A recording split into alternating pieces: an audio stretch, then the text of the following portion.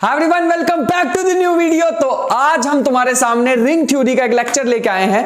तुम कहोगे भैया ये वही वो लेक्चर्स हैं जो 10-12 टॉपिक्स में एक बार खत्म होता है पूरी की पूरी रिंग थ्योरी। नहीं, आज तुम्हारे एक वन शॉट लेक्चर लेके आए हैं जिसमें हम सारे के सारे रिंग थ्योरी इसी सेशन में कर लेंगे। मेन इंपॉर्टेंट पॉइंट्स करेंगे। कुछ मैं तुम्हें ऐसे एग्जांपल्स बताऊंगा जो कि डायरेक्टली किसी भी एग्जाम में पूछे जाते हैं, और मैं ट्राई करूंगा कि अगर तुम ये पूरी की पूरी वीडियो देख लेते हो तो इसके बाद रिंग थ्योरी की थ्योरी तो एटलीस्ट वो याद करने वाला पार्ट तो दोबारा कभी नहीं पढ़ना पड़ेगा अगर तुम ये सही से पूरी वीडियो को देख लेते हो। और अब इसमें भैया क्वेश्चंस भी कराओगे? हाँ, मैं इसमें क्वेश्चंस भी कराऊंगा, बट क्वेश्चंस के लिए और वीडियो भी लेके आऊंगा। ठीक है, सो मेरे ख्याल से सारी चीजें क्लियर है कि रिंग थ्योरी हम यहां पे कंप्लीट पढ़ने वाले हैं। समझ आ गया तक? ठीक है, स्टार्ट करते हैं अपना session. You know my name is Rajan Chopra. आज का हमारा टॉपिक रहने वाला है रिंग थ्योरी, और बहुत ही ज्यादा जबरदस्त हमारा ये लेक्चर क्यों होगा बताता हूं। क्योंकि ग्रुप थ्योरी हमने ऑलरेडी पढ़ लिया। अगर तुम मंजिल सीरीज फॉलो कर रहे थे लास्ट टाइम तो तुमने देखा होगा कि मैंने उसमें बहुत सारे लेक्चर्स डाले थे। ठीक है, उसमें ग्रुप थ्योरी भी डाली थी, तो वहां की बहुत सारी चीजें अब यहां पे यूज होने वाली। जैसे हमने क्वोशिएंट ग्रुप पढ़ा था, यहां पे क्वोशिएंट रिंग होता है ना। ऐसे चीजें वहां पे यहां पे हम पढ़ने वाले हैं। ठीक है, यहां पे आइडियल्स वगैरह आ जाएंगे। तो रिंग थ्योरी में अगर मैं स्टार्टिंग से बात करूं तो सबसे पहले डेफिनेशन के तौर पे हमें याद रखना है किसी भी अब तक हम एक ही बाइनरी ऑपरेशन को यूज करते आते थे ग्रुप के लिए, जी स्टार या जी डॉट ऐसा कुछ यूज करते आते थे। लेकिन अब रिंग के लिए हम दो बाइनरी ऑपरेशन करेंगे, प्लस और डॉट। ठीक है, अब भैया किसी भी आर को हम रिंग कब कहेंगे? जब एडिशन के रिस्पेक्ट में वो अबेलियन हो। Abelian with respect to addition, abelian की हमें पता है क्लोजर प्रॉपर्टी होनी चाहिए। क्लोजर ऐसे लिख लेते हैं, इसमें पहला number closure property. Closure property का मतलब होता है अगर ए बी बिलोंग कर रहा है आर में तो ए प्लस बी बिलोंग करना चाहिए आर में। पता थी ये बात? दूसरी प्रॉपर्टी हमारे पास होती है एसोसिएटिविटी। ये रेडीमेड प्रॉपर्टी होती है कि A plus B plus C is equal to A plus B plus C, where A B C belongs to R. ये प्रॉपर्टी सेटिस्फाई होनी चाहिए। तीसरा हमारे पास है कि ए प्लस में zero is equal to zero plus में A is equal to A, identity element होना चाहिए। फोर्थ हमारे पास आती है कि a plus B is equal to zero आना चाहिए, then b is called inverse of a। और उसके बाद फिफ्थ प्रॉपर्टी है कि a plus B is equal to B plus A होना चाहिए, जिससे अबेलियन बन जाता है, कॉम्यूटेटिविटी कहते हैं इसे। उसके बाद मल्टीप्लीकेशन के रिस्पेक्ट में अगर तुम देखो तो कौन कौन सी प्रॉपर्टी होनी चाहिए? क्लोजर। क्लोजर का मतलब अगर A B belongs to R then A B multiplication of them, इनकी मल्टीप्लीकेशन भी किस में आना चाहिए? आर में ही आना चाहिए। दूसरी एसोसिएटिविटी, फिर से हमें पता है कि रेडीमेड प्रॉपर्टी है तो हमें कोई दिक्कत नहीं होगी, ए बी सी ऐसा कुछ, where A B C belongs to R. बस बाकी ना तो हमें यूनिटी से कोई लेना देना, ना इनवर्स से, ना कॉम्यूटेटिविटी से। ठीक है, उसके बाद अगर हम चलें तो हमारे पास न्यू प्रॉपर्टीज आ जाएंगे जिसके नाम है डिस्ट्रीब्यूटिव प्रॉपर्टी। डिस्ट्रीब्यूटिव में भी एक लेफ्ट डिस्ट्रीब्यूटिव प्रॉपर्टी, मतलब A B plus C is equal to A B plus में ए सी। यहां पे मल्टीप्लीकेशन है, यहां मल्टीप्लीकेशन और यहां एडिशन है। और एक राइट हमें चाहिए होगी, एक लेफ्ट चाहिए होगी डिस्ट्रीब्यूटिव प्रॉपर्टी और एक राइट चाहिए होगी, तो ए सी प्लस बी सी ऐसा कुछ। तो ये हमारे पास रिंग फॉर्म कर देगा। ठीक है, मैं तुम्हें मेन एग्जांपल बताता हूं और मैं दिखाता हूं तुम्हें। देखो मैं एक पेज पे पूरा का पूरा लिख के आया हूं, तो मेरे ख्याल से मैं वन शॉट लेक्चर्स तभी बना सकता हूं जब मैं एक ही पेज में उसे लिख पाऊं पूरे का पूरे को, वरना फिर मैं दो पार्ट में डिवाइड कर देता हूं। तो ध्यान रखना, ये थोड़ा सा मेरा अपना खुद का बनाया हुआ लॉजिक है। जब तक मैं खुद को ना करा लूं तो तब तक मैं किसी को चीजें नहीं करा पाता हूं। तो यहां तक समझ आ गया? बढ़िया। इसके बाद मैं तुम्हारे लिए कुछ एग्जांपल्स लेके आया हूं, फटाफट लिखने स्टार्ट कर दो। तुम उसको प्रूफ भी कर सकते हो, बट इतना ज्यादा इंपॉर्टेंट है नहीं, उसके लिए तुम लॉन्ग लेक्चर्स देख सकते हो प्रूफ वगैरह के लिए। अभी के लिए एग्जांपल्स लिख लो, जैसे इंटीजर्स हो सकता है, रियल्स हो सकता है, रैशनल्स हो सकता है, कॉम्प्लेक्स हो सकता है। These are the examples of ring with respect to ordinary multiplication and addition. Ordinary मतलब दो एलिमेंट्स यहां से उठाओ, उनका सम यहां पे आ जाएगा, मतलब अबेलियन बनाएगा इसके रिस्पेक्ट में, सेमी ग्रुप बनाएगा इसके रिस्पेक्ट में। This is called semi group, है ना, क्लोजर प्लस में एसोसिएटिविटी। ठीक है, तो ये एग्जांपल्स तो हमारे पास स्टैंडर्ड आ गए। उसके बाद अगर तुम 2x2 की मैट्रिसेस का सेट ले लो सारा, तो वो भी हमारे पास ओवर इंटीजर्स एंट्री होनी चाहिए उसमें। तो ये हमारे पास रिंग बनाने वाला है अंडर, याद रखना, matrix multiplication. Matrix multiplication and addition. I hope कि इसका मतलब तो हमें पता ही हो, ठीक है। उसके बाद अगर हम चले तो Zn, ठीक है, मैंने ये प्रूफ भी करा रखे हैं, मैंने अभी 2-3 लेक्चर्स ऑलरेडी डाल दिए ग्रुप थ्योरी के, सॉरी रिंग थ्योरी के, बट तुम मेरे ख्याल से यहां से काम चल जाएगा। तुम क्या करोगे, 2 एलिमेंट Zn से उठाओगे A और B, और ये प्रॉपर्टीज को प्रूव करते चलो, ठीक है। तो Zn क्या होता है, एडिशन मोडुलो Zn बनाएगा under addition modulo n, addition modulo n and multiplication modulo n। ये चीज को ध्यान रखना होगा, ठीक है। चलो बढ़िया, ये हमारे पास आ जाता है, तो ये फॉर्म कर देगा एक रिंग। ये सारे एग्जांपल्स हमारे पास आ जाते हैं। उसके बाद एक और बढ़िया सा एग्जांपल सुंदर सा तुम्हें मैं दिखाता हूं, set of all continuous functions. Set of all continuous functions कहां से कहां होने चाहिए, R से R, ठीक है, रियल से रियल फॉर्म। ये मैं 4th एग्जांपल बता रहा हूं, पहला, दूसरा, तीसरा, 4th, ठीक है, 4th नंबर है इसका।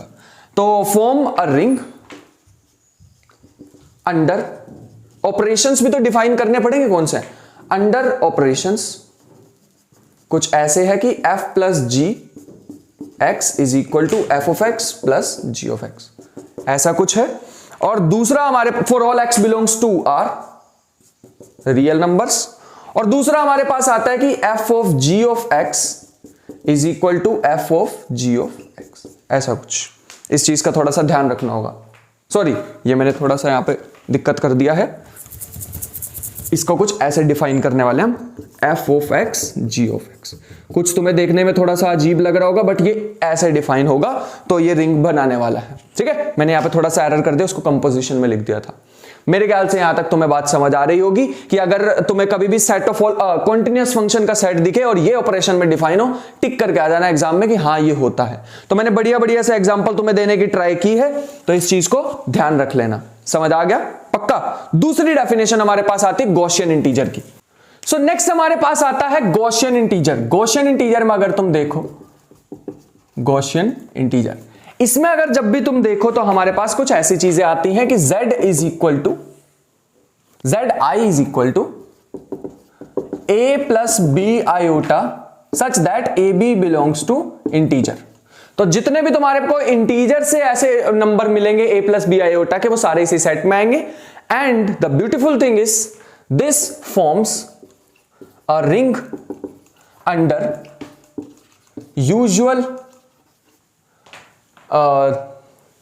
Usual addition and multiplication. किसकी एडिशन और मल्टीप्लीकेशन की बात हो रही है यहां पे, addition and multiplication of complex numbers. Complex numbers. एक और भी इंपॉर्टेंट चीज आती है जिसे हम बोलते हैं Zn आयोटा। अब यहां पे Zn हमारे पास वही मॉडुलो ग्रुप है जो हमने पहले देखा हुआ है, इसके बस कोफिशिएंट्स ध्यान रखना। ये जो AB बिलोंग्स टू Z है, सॉरी ये AB बिलोंग्स टू Zn से आते हैं। जैसे Z3 की बात हो तो 0 1 2 ही हो सकते हैं बस यहाँ पे। और अगर तुम मुझे इसका ऑर्डर पूछो तो n स्क्वायर होता है। ये हमारे पास एक इंपॉर्टेंट चीज थी जिसको हमें ध्यान रखना होगा। तो कभी कोई तुम्हें पूछ ले Z3 आयोटा में कितने एलिमेंट होंगे, तो 9 एलिमेंट्स होंगे। आई होप कि तुम्हें यहां तक छोटी छोटी सी बातें समझ आ रही हो। इसके बाद हम चलें तो हमारे पास एक चीज आती है which is known as commutative ring. Commutativity में एक चीज बस ध्यान रखो, क्या होती है भैया ये कॉम्यूटेटिव रिंग। कॉम्यूटेटिव रिंग के बारे में इतना ही तुम्हें बताऊंगा।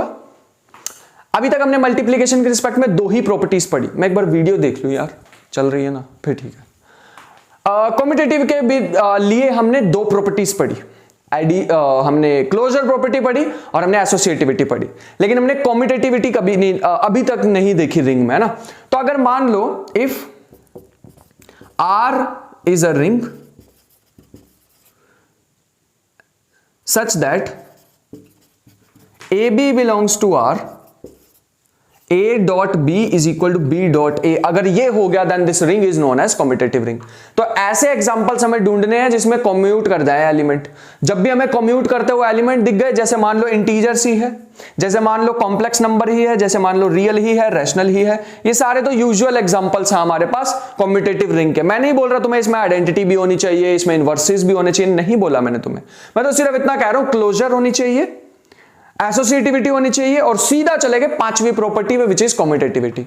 यहां तक बात समझ आ गई। अब मुझे सोच के बताओ, क्या ये जो एम एन जेड है, क्या ये कम्यूट करने वाला है? Then the answer is no. n is equal to 1 के लिए तो कर जाएगा, क्योंकि उसमें एक ही एलिमेंट होगा 1 क्रॉस 1 की मैट्रिक्स।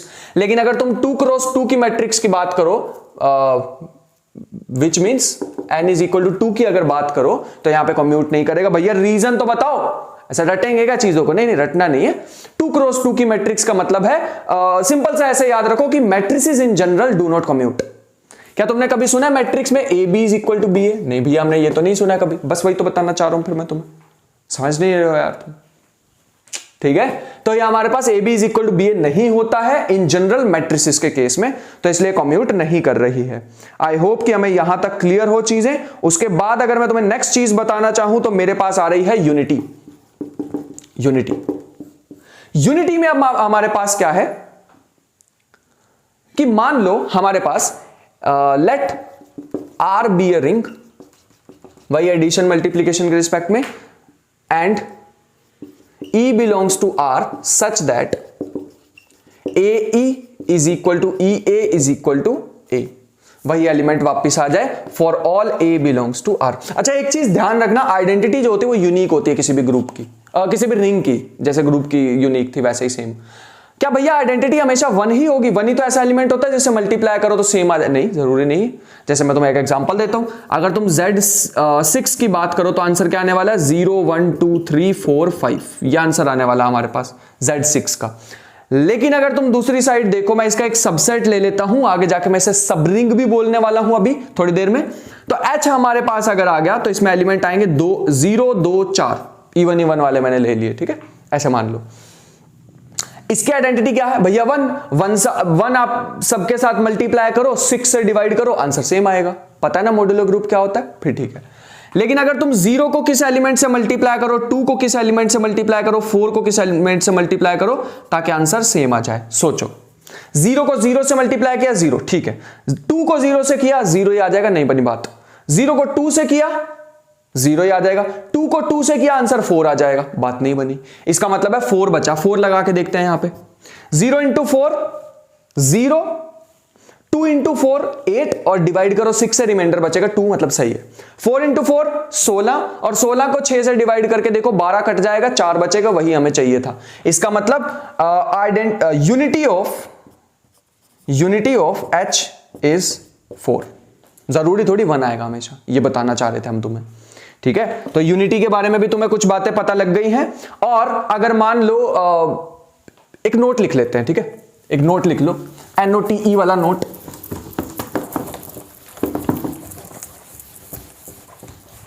जल्दी से एक नोट लिख लेते हैं।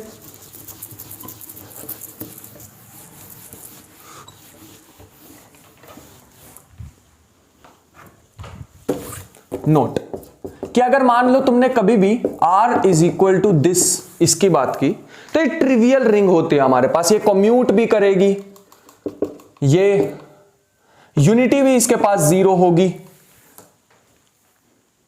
मतलब मल्टीप्लिकेटिव आइडेंटिटी यही होगी और एडिटिव आइडेंटिटी भी यही होगी। तो इसका मतलब है this is called trivial ring. Trivial ring, इस चीज का भी थोड़ा सा ध्यान रखना। ठीक है, उसके बाद हम बढ़ चुके हैं अपनी दूसरी चीज पे।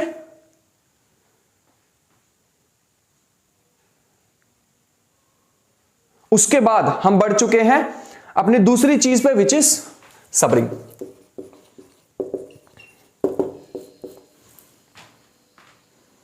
ठीक है, सबरिंग। अभी भैया सबरिंग क्या होता है? सबरिंग हमारे पास ऐसे समझ लो, अगर एक बहुत बड़ी रिंग है R और उसका एक छोटा सा पार्ट ले लो S, अगर वो S खुद में भी एक रिंग बना रहा हुआ तो उसे बोलते हैं सबरिंग। वही सेट का सबसेट जैसे होता है ना, वैसे ही रिंग की सबरिंग हो गई। भैया किसी भी S को हम सबरिंग R की कैसे कब बोलेंगे? Let S is a subset of R then if AB belongs to AB belongs to S and A minus B belongs to S, for all AB belongs to S, तब हम उसको क्या कहेंगे, then S is subring of R। नहीं भैया ये तो छुपा सा लग रहा है हमें, कुछ ऐसे थ्योरम सी में आप इसको निकाल के दिखाओ, इसे अनलेयर करके दिखाओ। तो हाँ, अनलेयर करके दिखाते हैं।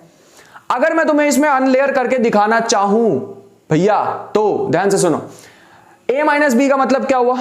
पहली बात तो क्लोजर प्रॉपर्टी हम यहां पे दिखा रहे हैं। दूसरी बात, B को A ही रख के देखो तो A माइनस है 0, माइनस A को 0 रख के देखो तो minus B belongs to S, इसका मतलब इनवर्सेस भी आ रहे हैं।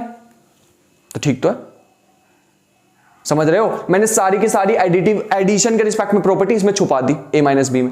हाँ, अगर तुम इसकी बात करो A dot B belongs to S, इसका मतलब है मैंने यहां पे क्लोजर प्रॉपर्टी दिखाई है, तो क्लोजर से ही हमारा काम चल गया।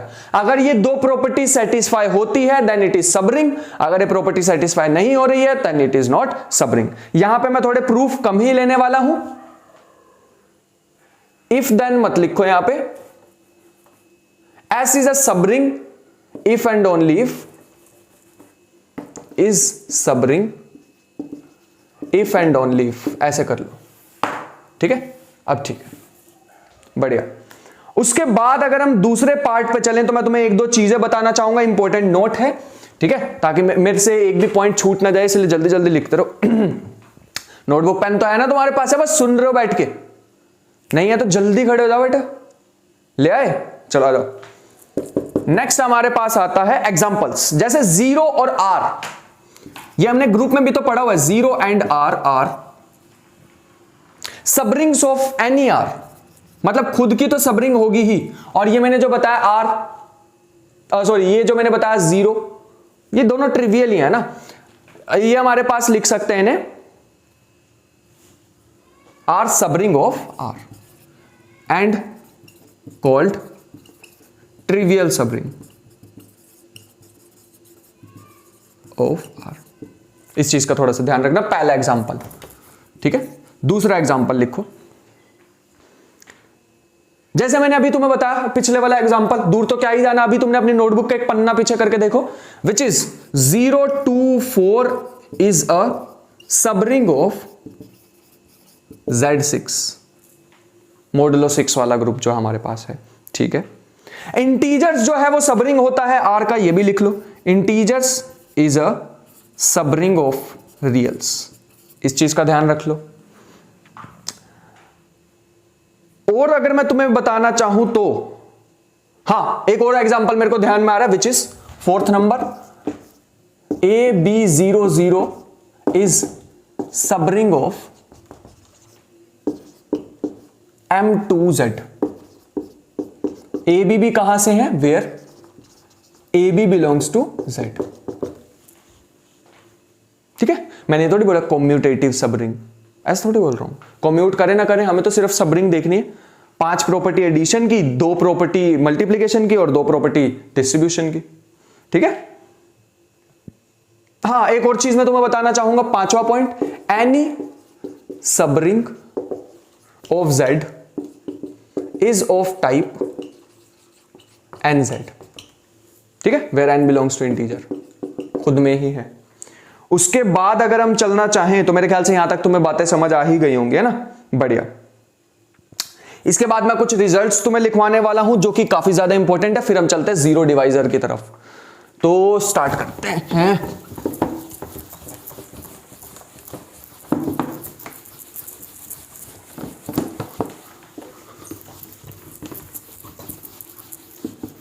चलो कुछ रिजल्ट्स लिखते हैं सबरिंग के।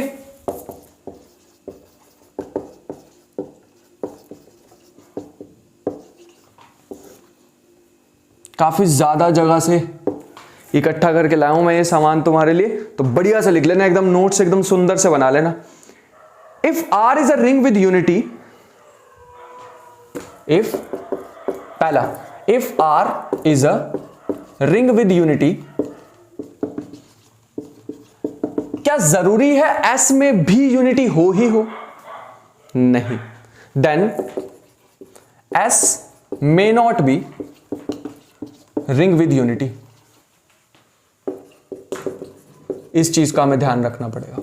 जरूरी नहीं है कि S में यूनिटी हो ही हो, जरूरी नहीं है, ठीक है। वो तो हमने ले ही लिया था, इवन वाला उसका सबसेट ले लिया था इवन नंबर्स का, तो वो सब रिंग बन गया, बट जरूरी नहीं है बने, ठीक है। इस चीज का ध्यान रखना होगा। आई होप कि यहां तक बात तुम्हें समझ आ रही हो। जैसे मैं तुम्हें एक एग्जांपल दूं जो मेरे अभी फिलहाल के लिए एकदम क्लिक कर रहा माइंड पे, वो ये हो सकता है कि Z is a ring but a ring with unity. 2Z is a सब रिंग। सब रिंग तो है क्योंकि मैंने अभी अभी पॉइंट तुम्हें लिखवाया था, NZ जो होता है वो सब रिंग होता है।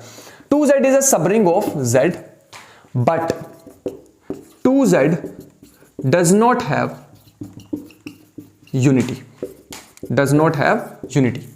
ऐसा कोई भी एलिमेंट नहीं जिसको मल्टीप्लाई करो वापस वही एलिमेंट आ जाए, ठीक है। इस चीज का ध्यान रखना होगा। तीसरे पॉइंट पे चलते हैं।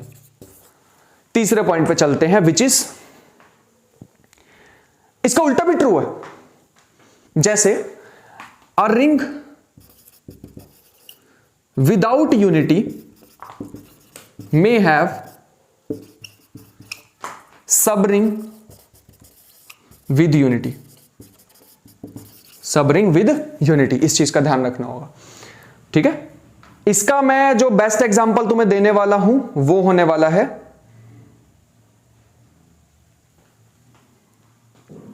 ठीक है, मेरे दिमाग में एक आ चुका है। R is equal to AB00 where AB belongs to Z। इसका अगर हम एक, ये रिंग है, हां, अगर मैं इसका एक सबसेट ले लूं A000 where A belongs to integer, तो इसके पास यूनिटी भी है 100, इसके पास यूनिटी नहीं है। चाहे तो चेक भी करके देख लेना, पता तुम्हें लग जाएगा। R is ring without unity, without unity but it has unity, ठीक है। चलो नेक्स्ट हमारे पास आता है कि intersection of any collection of subring is a subring, ठीक है। ये लिख लो एक पॉइंट। फोर्थ नंबर पॉइंट है intersection of any collection of subring is a subring. इस चीज का ध्यान रखना होगा। ये फोर्थ नंबर पॉइंट था। तुम कितनी भी सबरिंग लो, उनका इंटरसेक्शन कर दो, वो सबरिंग ही दोबारा बनने वाला है, ठीक है। अब हमारे पास एक बढ़िया वाला एग्जांपल लेते हैं which is sum of two subring.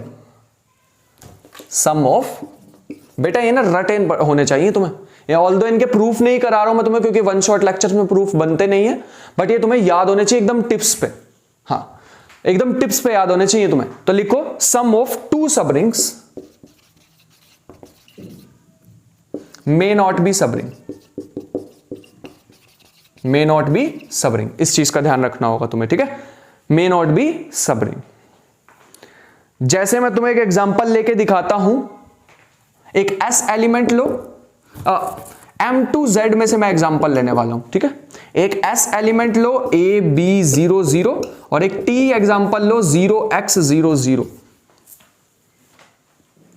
इन दोनों को मल्टीप्लाई कर लो, सॉरी प्लस कर लो, बन जाएगा ABX0। इसको प्रूव करके देखना बाकी सारी प्रॉपर्टीज, तुम्हें पता लगेगा कि ये हमारे पास क्लोज नहीं होगा under multiplication, not closed under multiplication. ये सारे एग्जांपल्स तुम्हें गैलियन की बुक में भी मिल जाएंगे, ऐसा कुछ नहीं है, मेरे को तो रिकॉल हो रहा है तो मैं लिखवा रहा हूं। सारे एग्जांपल्स मिल जाएंगे तुम्हें ये गैलियन की बुक में, तो परेशान मत होना कि भैया कहां से ला रहे हो ऐसे एग्जांपल, एक्स्ट्राऑर्डिनरी माइंड आपका। कुछ नहीं यार, मैंने बुक अच्छे से पढ़ी थी वो वाली गैलियन वाली, इसलिए मैं लिखवा पा रहा हूं। इंटरसेक्शन का मैंने लिखवा दिया है। उसके बाद हमारे पास एक आता है, जैसे मैंने सेंटर का भी एक तुम्हें ग्रुप में बता रखा था ना, वैसे सेंटर का यहां भी आ जाता है। तो लिख लो ZR, पॉइंट नंबर होगा 6। ZR के बारे में भी लिख लेते हैं, जिसमें सारे कम्यूट करने चाहिए एलिमेंट,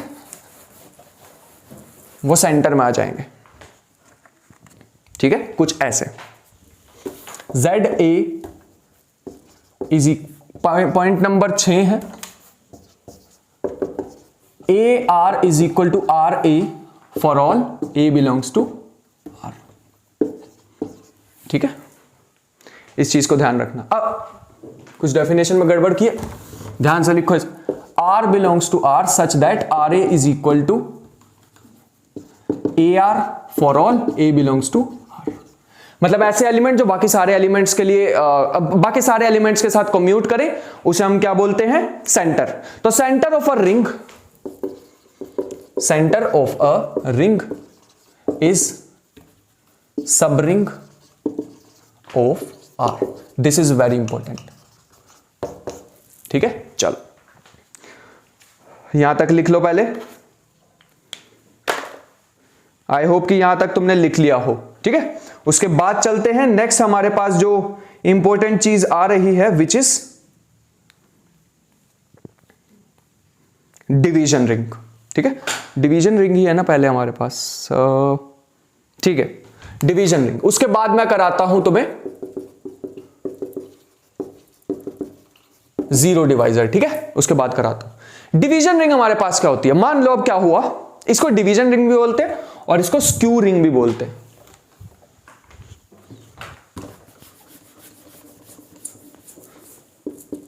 तो किसी नाम से आ जाए तो परेशान मत होना। अगर मान लो if R forms, R is a ring and it forms group under multiplication,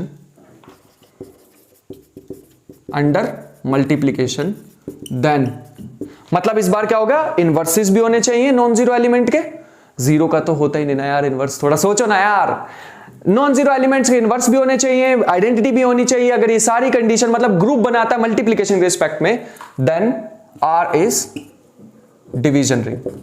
division ring, इस चीज का थोड़ा सा ध्यान रखना होगा। बढ़िया था हमारे पास, इसका थोड़ा सा ध्यान रखना। ठीक है, मैं थोड़ी सी चीजें लिख देता हूं। Here R is ring with unity, थोड़ा क्लियर कर देता हूं मैं इसे। Then it forms group under multiplication, that is it has inverses of all non-zero elements। क्या सोच रहे थे? अधूरी डेफिनेशन लिख के जाएगा तुम्हारा भाई। देखो बढ़िया से लिखे हमने। चलो आगे चलते हैं। इसके बाद मैं तुम्हें पहले कुछ डेफिनेशन से लिखवाना चाहूंगा, वैसी बात है, फिर मैं तुम्हें लेके चलूंगा और एग्जांपल्स की तरफ, जिससे तुम्हारी अंडरस्टैंडिंग और ज्यादा बिल्ड होने वाली है। ठीक है, तो सबसे पहले हमारे पास एक चीज है, पहले बताओ ये लिख लिया? लिख लिया ये पक्का? रब कर दें। चलो नेक्स्ट हमारे पास आता है जीरो डिवाइजर। इसके बारे में लिखते हैं विच इज जीरो डिवाइजर। बड़ा आसान सा है, कुछ नहीं। If R is a ring and let A not equal to 0 belongs to R, अगर एक एलिमेंट है नॉन जीरो, इज कॉल्ड, ऐसे लिख, लेट काट दो, थोड़ा अंग्रेजी में भी सही रहते हैं, is called zero divisor of R if there exists B not equal to 0 belongs to R such that AB is equal to 0। तुम कहोगे भैया इम्पॉसिबल बात कर दिया आपने, ऐसे थोड़ी होता। अगर ये भी जीरो नहीं है, ये भी जीरो नहीं है, फिर भी आंसर जीरो आ रहा है, ऐसे कैसे हो सकता है? हो सकता है। देखो जैसे फॉर एग्जांपल मैं बात करूं Z15 की, Z15 में 0 से लेकर 14 तक आंसर आएगा। इसके अगर मैं कोई भी दो एलिमेंट उठा लूं, इसके मैं एलिमेंट उठा लूं 3 और 5, ठीक है, 3 भी 0 के इक्वल नहीं है। Here 3 not equal to 0 obvious सी बात है, 5 नॉट इक्वल टू 0 ऑब्वियस सी बात है, लेकिन 3 इंटू 5 करूंगा वो आएगा 15, 15 को 15 से डिवाइड करोगे आंसर आएगा 0। इसका मतलब ये हमारे पास इसके अंदर बहुत सारे जीरो डिवाइजर्स हैं। And existence of B corresponding to A is not unique। तुम्हें क्या लगता है एक ही ऐसा एग्जिस्ट करता होगा? नहीं, 3 को तुम 10 से करो, कितना आएगा 30, 15 से डिवाइड करो, रिमाइंडर फिर से 0। तो ये जो एग्जिस्ट इधर कर रहा है ना बी, ये यूनिक नहीं है, ठीक है। इस पे स्टार लगा लेना थोड़ा सा, या इसको इन्वर्टेड कोमास में लिख लो। बात अपने काम की है, आगे जाके काम आएगी, मजा आएगा तुम्हें। अभी छोटी सी बात लग रही होगी, एग्जाम में आ गई तो बहुत सुंदर लगेगी, ठीक है। तो इसलिए थोड़ा ध्यान रखो। जीरो डिवाइजर भी हमने सीख लिया है फाइनली। इंटीग्रल डोमेन की अब हम बात करना चाहेंगे। 1 मिनट दो बस मुझे। इंटीग्रल डोमेन, तो मैं अपनी शीट के अकॉर्डिंग ही चलना चाहूंगा। इंटीग्रल डोमेन बड़ी सुंदर सी चीज है ये इंटीग्रल डोमेन। भैया क्या सुंदर है इसमें? सुंदर ये है कि मान लो एक हमारे पास कम्यूटेटिव रिंग है with unity, let R is a commutative भी है, कम्यूटेटिव रिंग विद यूनिटी, और यूनिटी भी लेके बैठी हुई है। इसको शॉर्ट फॉर्म में लिखते हैं CRU, CRU, ठीक है। ऐसा कुछ है, is called is integral domain if AB is equal to 0 implies either A equal to 0 और B equal to 0। इसका उल्टा जीरो डिवाइजर ये कहता है कि दो नॉन जीरो एलिमेंट को मल्टीप्लाई करो तो आंसर 0 आना चाहिए। यहां पे इंटीग्रल डोमेन बोलना चाहती नहीं नहीं नहीं नहीं नहीं, ये तुम गड़बड़ कर रहे हो ना, ऐसा नहीं हम मानेंगे। अगर दो एलिमेंट की प्रोडक्ट 0 आ रही है तो हम सही हैं, दोनों में से एक 0 होना चाहिए, तब उसे क्या बोलेंगे? इंटीग्रल डोमेन बोलेंगे। अगर कोई भी CRU में जीरो डिवाइजर नहीं मिलता है, then that CRU is called integral domain. कितना आसान है, ऐसे लिख लो एक बात को। अगर CRU में जीरो डिवाइजर ना मिले, देन इट इज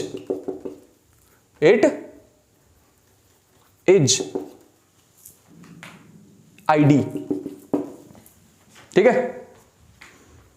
चलो आगे चलें। नेक्स्ट अब हमारे पास आ रही है टर्म जो कि बहुत जोरदार सी मुझे लग रही है, विच इज फील्ड। खत्म करते हैं इसे भी जल्दी से। फील्ड क्या होता है? सारी प्रॉपर्टीज इकट्ठी कर दो। अबेलियन होना चाहिए एडिशन के रिस्पेक्ट में, अबेलियन होना चाहिए मल्टीप्लिकेशन के रिस्पेक्ट में, डिस्ट्रीब्यूटिव भी होनी चाहिए, बस खत्म। Abelian with respect to both addition and multiplication. Obvious सी बात है, सारे के सारे इनवर्स जो है वो एग्जिस्ट करेंगे नॉन जीरो एलिमेंट्स के लिए, मतलब commutative ring with unity plus में इनवर्सेस भी एग्जिस्ट कर रहे हैं, ठीक है। इस चीज का ध्यान रखना थोड़ा सा। इसके जो बेस्ट एग्जांपल्स हैं वो ये हो सकते हैं रैशनल्स, इस बार इंटीजर चला जाएगा, इनवर्सेस एग्जिस्ट नहीं करेंगे। रियल हो सकता है इसका एग्जांपल, कॉम्प्लेक्स हो सकता है, बस याद रखना इनमें जीरो इंक्लूडेड नहीं होने वाली है, ठीक है। जीरो एलिमेंट का फिर इनवर्स एग्जिस्ट नहीं करेगा, इस चीज का थोड़ा सा हमें ध्यान रखना पड़ेगा। मतलब जीरो, मैं थोड़ा सा अपने आप को करेक्ट कर लेता हूं, शायद मैंने कुछ एरर कर दिया। इनमें जीरो एलिमेंट होगा लेकिन उसका इनवर्स एग्जिस्ट नहीं करेगा मल्टीप्लिकेशन के रिस्पेक्ट में, ठीक है। ये चीज का ध्यान रखना होगा। बढ़िया। जैसे इंटीजर भी हो सकता है, इंटीजर मॉडुलो P हो सकता है इसमें, है ना। हाँ ये ठीक है, इंटीजर मॉडुलो P हो सकता है यहां पे। यहां तक बात समझ आ रही है? अगर तुम बोलोगे भैया जीरो एग्जिस्ट ही नहीं करे तो फिर तुम एडिटिव आइडेंटिटी कहां से लाओगे रे? A प्लस में जीरो, जीरो प्लस में A, तभी तो आएगा आंसर। हाँ एग्जिस्ट करेगा लेकिन एक एलिमेंट का मल्टीप्लिकेटिव इनवर्स नहीं एग्जिस्ट करेगा, विच इज जीरो, ठीक है। जीरो होगी लेकिन उसका मल्टीप्लिकेटिव इनवर्स नहीं होने वाला है, ठीक है। इस चीज का थोड़ा सा ध्यान रख लेना तो बढ़िया हो जाएगा। एक एग्जांपल मैं तुम्हें लिखवाने वाला हूं।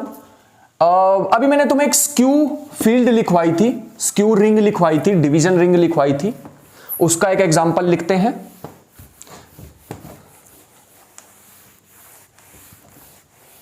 अब तुम कह सकते हो ना कि भैया ऐसा एग्जांपल दो ना जो कि स्क्यू फील्ड तो हो बट फील्ड ना हो, ठीक है। तो लिखो example of division ring, example of division.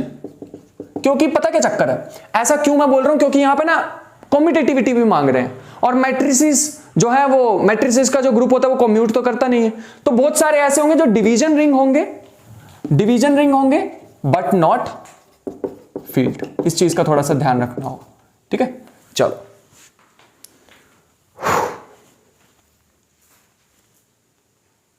Ring of 2x2 matrices लिख लो। Example of division ring is ring of 2x2 matrices. इसका जो मैं एग्जांपल तुम्हारे लिए ढूंढ के लाया था वो था सच दैट ऐसा कुछ a b minus b bar a bar, ठीक है, where A B belongs to complex number, क्योंकि मैं यहां पे कॉन्जुगेट तो ले ही रहा हूं, ठीक है। कम्यूट तो करती नहीं है तो इसका मतलब फील्ड में तो जा ही नहीं सकते, क्योंकि फील्ड की कंडीशन क्या है कि कम्यूटेटिविटी चाहिए हमें। तो इसका मतलब है matrices do not commute in general but A not equal to 0, B not equal to 0 belongs to complex। तो इसका हमारे पास क्या एग्जिस्ट करने वाला है, इनवर्स एग्जिस्ट करने वाला है। देयर एग्जिस्ट, इसको A मान ले तो A इनवर्स एग्जिस्ट करेगा, which is inverse he mainly हमें देखना था। कुछ ऐसा एग्जिस्ट करेगा A बार अपॉन में K। ये ऐसे हो ये हमारे पास क्या हो जाते हैं, शफल हो जाते हैं सारे के सारे एलिमेंट्स, ये वाले डायगोनल एलिमेंट। तो कुछ ऐसा बन जाएगा माइनस बी अपॉन में के, इसका साइन चेंज हो जाता है बस, बी बार अपॉन में के ए अपॉन में के, ऐसा कुछ इसका इनवर्स आ जाएगा। बाकी एक बार चेक कर लेना यार, मैंने तो ऐसा याद कर रखा है कि मैंने ऐसे याद कर रखा है इनके साइन चेंज होते हैं, ये एलिमेंट शफल हो जाते हैं 2x2 में, ठीक है। और डिवाइड में एक कांस्टेंट आ जाएगा के, ठीक है, इस चीज का ध्यान रखना। Where A bar plus B bar not equal to 0, शायद यही हमारा के आने वाला है, एक बार चेक कर लेना। आई होप कि यहां तक हमारे को बातें सारी समझ आ रही हो, ठीक है। तो आगे बढ़ना चाहेंगे हम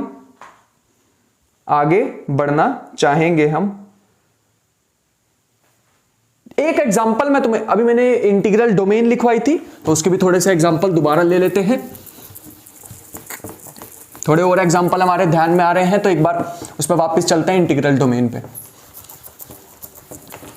आई होप कि मेरी स्पीड बहुत ज्यादा ना हो रही हो और मैं जितना सोच के आया हूं उतना करा के जाऊं, ठीक है। थोड़ी वीडियो बड़ी हो सकती है बट करा के जाएंगे हम, सारा कुछ छोड़ेंगे नहीं।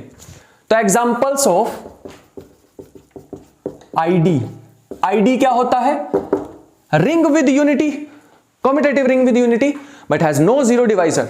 तो पहला इसका एग्जांपल लिखो, कॉन्ट्राडिक्शन। क्या अगर हम z क्रॉस z लें, क्या हमारे पास ये इंटीग्रल डोमेन होगा? No, not an ID, because 0 1 लेते हैं पहले वाली रिंग से, मतलब एक एलिमेंट लेते हैं 0 1 और दूसरा एलिमेंट लेते हैं 1 0।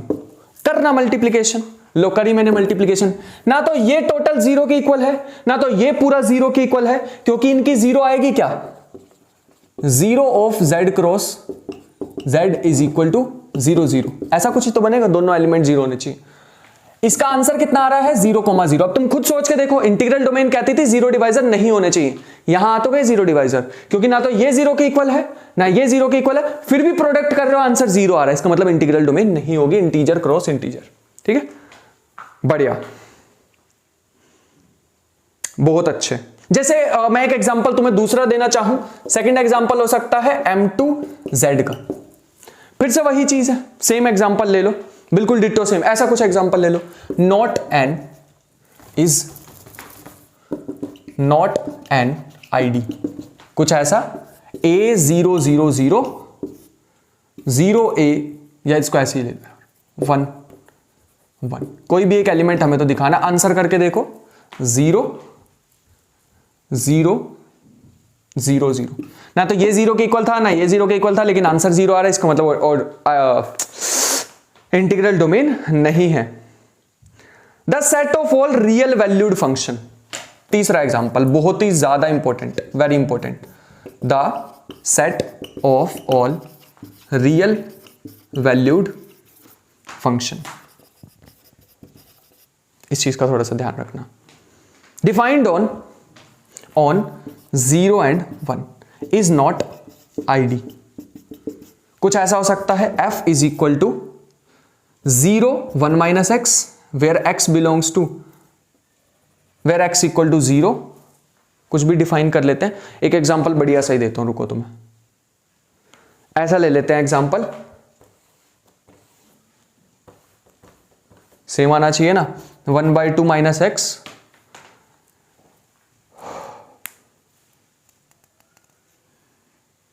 जीरो से लेके 1/2 और 1/2 से लेके 1 तक, ऐसा एग्जांपल ठीक है। और एक जी एग्जांपल ले लेते हैं, 0 1/2 माइनस एक्स, ये होगा 1/2 से लेके 1 और 0 से लेके 1/2, ऐसा कुछ। दोनों की मल्टीप्लीकेशन करना, f इंटू जी करोगे तो आंसर हमारे पास 0 0 आ जाएगा। तो इसका मतलब है ना तो f 0 के इक्वल था ना g 0 के इक्वल था, लेकिन इनकी मल्टीप्लीकेशन 0 0 के इक्वल आ रही है। That is why it is not integral domain. समझ आया? पक्का? सिर के ऊपर तो नहीं जा रहा ना? फिर ठीक है, इतना मुश्किल नहीं था यार। पता पहले मैं सोच रहा था कि इसे वही बनाए हम लैपटॉप की स्क्रीन पे, डिजिटल पैड पे, फिर थोड़ा मन सा नहीं माना, मजा नहीं आता यार उसमें ज्यादा। वो मैं तब बनाता हूं जब ऑप्शन ही ना बचे। तो कुछ और रिजल्ट्स लिखते हैं,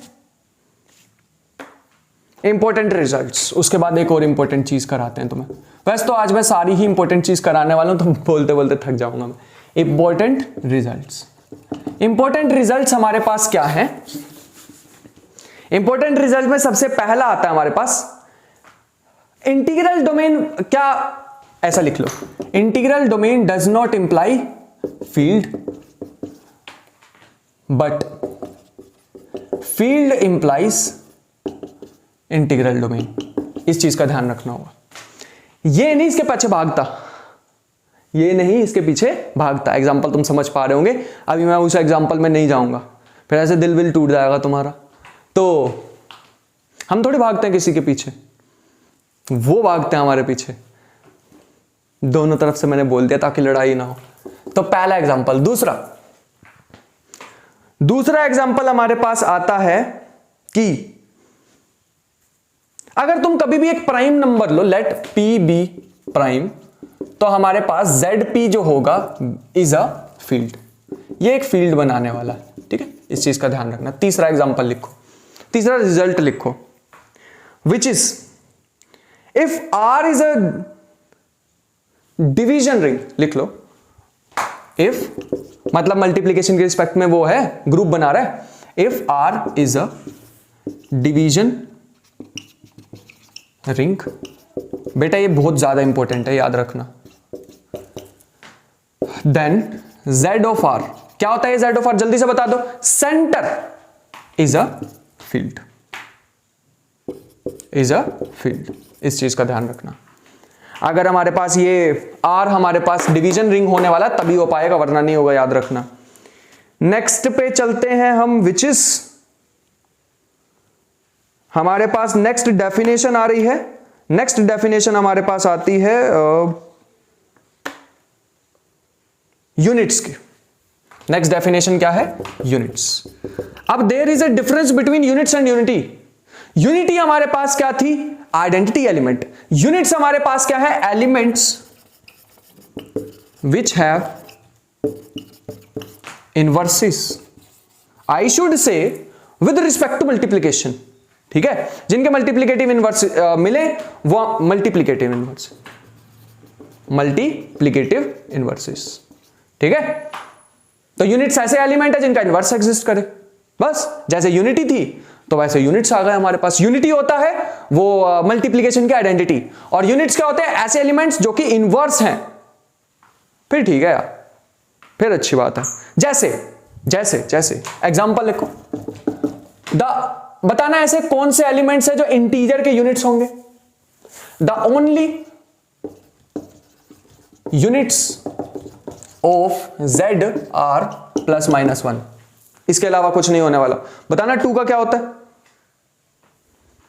बताओ 2 का क्या होता है?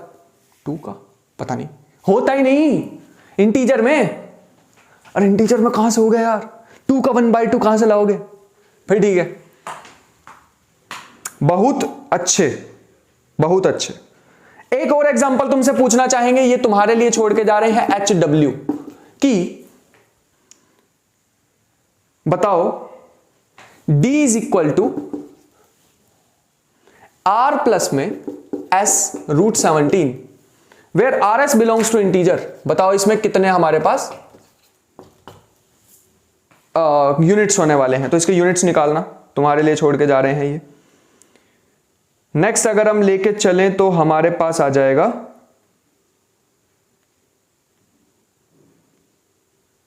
ठीक है, एक और एग्जांपल लेते हैं बहुत बढ़िया सा। If R is ring with unity, ring with unity मतलब इसमें 1 दिख रहा है, 1 होना चाहिए। देन यूनिट्स फॉर्म, अगर इसके जितने भी तुम यूनिट्स निकालोगे, देन यूनिट्स फॉर्म अ सब ग्रुप। याद रखना सब ग्रुप की बात हो रही है। मतलब क्या कहना चाह रहे हो भैया, पहले समझा दो, ऐसे लिखने में मजा नहीं आता। मैं बताना चाहता हूं तुम्हें कि अगर तुम R के सारे यूनिट्स निकाल लो। यूनिट्स क्या होते हैं? यूनिटी और यूनिट्स में फर्क है। यूनिट्स हैं ऐसे एलिमेंट जिनके इनवर्स एग्जिस्ट करते हैं। इनवर्स एग्जिस्ट करते तुमने एक डिब्बे में डाल दिया, उस डिब्बे को हम सब ग्रुप कह सकते हैं। किसका? Of semi ring R dot की सेमी रिंग का हम सब ग्रुप बोलने वाले हैं। इंपॉर्टेंट रिजल्ट था, थोड़ा सा दिमाग लगाना कि भैया ने लिख क्या दिया है। ऑल्दो गई होगी बात सिर के ऊपर से, लेकिन थोड़ा सा समझने की कोशिश करना। एग्जाम्पल नंबर 4,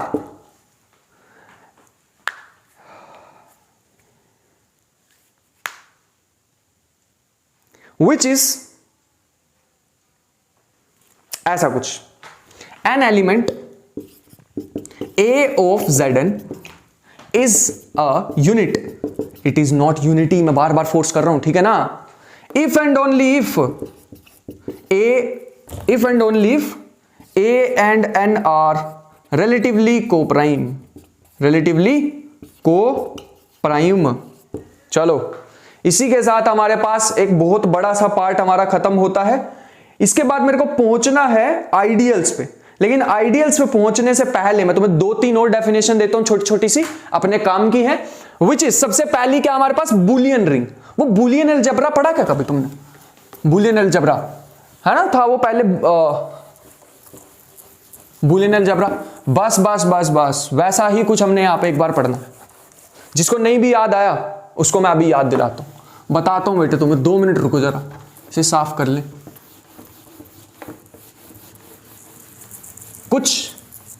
कुछ बूलियन रिंग ऐसी दिखाई देती।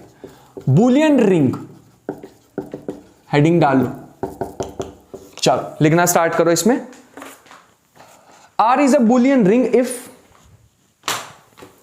R is a Boolean ring if x square is equal to x. x square is equal to x for all x belongs to R. सारे एलिमेंट्स का स्क्वायर करो, अगर वो उसी के इक्वल आ गए, खुद के इक्वल आ गए, then that ring is called Boolean ring. ठीक है, और ये फॉर ऑल का साइन याद रखना, ये हमारे काम का है। इसके बाद दूसरी डेफिनेशन लिखो, कैरेक्टरिस्टिक ऑफ आर। ये इंपॉर्टेंट है, character of R. Characteristic of R क्या आता है? इसकी बढ़िया सी डेफिनेशन लिख के लाया था मैं, अगर मेरे को मिले तो। हाँ ये रही, लीस्ट पॉजिटिव इंटीजर। ऐसे बहुत बेकार सी दे रखी थी बाकी जगह पे, तो इसलिए मैं लिख के ले आया। Least positive integer such that Na is equal to 0 for all A belongs to R। तो इसे बोलेंगे कैरेक्टरिस्टिक ऑफ अ रिंग। अगर तुम सबसे कम नंबर को यहां पे मल्टीप्लाई करो, ये 0 के इक्वल आ जाए, तो ऐसे n को हम कैरेक्टरिस्टिक बोलते हैं। ठीक है, इस चीज का थोड़ा सा ध्यान रखना। बढ़िया, आगे अगर मैं चलना चाहूं तो हमारे पास होगा नेक्स्ट हमारे पास आता है कुछ रिजल्ट्स। ठीक है, रिजल्ट कुछ ऐसे हैं कि वैसे तो तुम इसे नोट भी लिख लो, है ना, नोट में सही रहेगा। नोट, पहला नोट हमारे पास ये आता है कि let R be a ring with m elements, R be a ring with m elements, तो जो कैरेक्टरिस्टिक होगा वो m को डिवाइड करता है। देन n या characteristic of r divides m।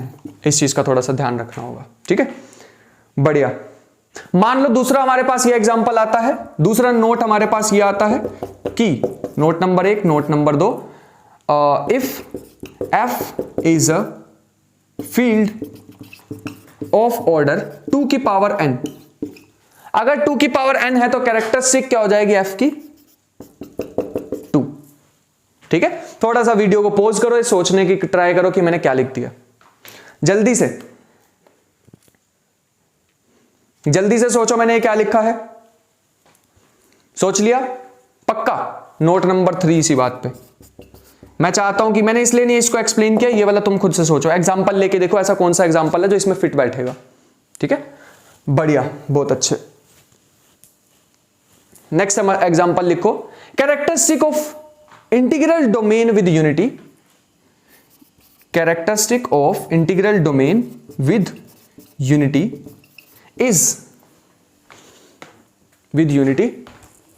is either 0 or prime number. ठीक है, इस चीज का थोड़ा सा ध्यान रखना पड़ेगा। तो मेरे ख्याल से तुम्हें समझ आ गया होगा। जैसे भैया समझ नहीं आ रहा यार, मेरे को ना बिल्कुल ऊपर से निकल रही है ये बातें, तो मैं तुम्हें एक एग्जांपल बताना चाहूंगा कैरेक्टरिस्टिक का। जैसे मान लो इंटीजर है, इंटीजर में से तुम्हें कोई एलिमेंट लेना, उसे 0 बनाना है। कैसे बनाओगे? 0 से मल्टीप्लाई कर दो, और कोई चारा ही नहीं है अपने पास। तो इसका मतलब है characteristic of z is equal to 0, as simple as that. मान लो इंटीजर मॉडुलो n होता तो कैरेक्टरिस्टिक क्या आती? मान लो 6 लिया, 6 को कितनी बार, कोई भी एलिमेंट लिया, उसको कितनी बार मैं मल्टीप्लाई करूं ताकि 0 आ जाए? तो तुम ऐसे लिखो ना, characteristic of n is equal, characteristic of zn is equal to n।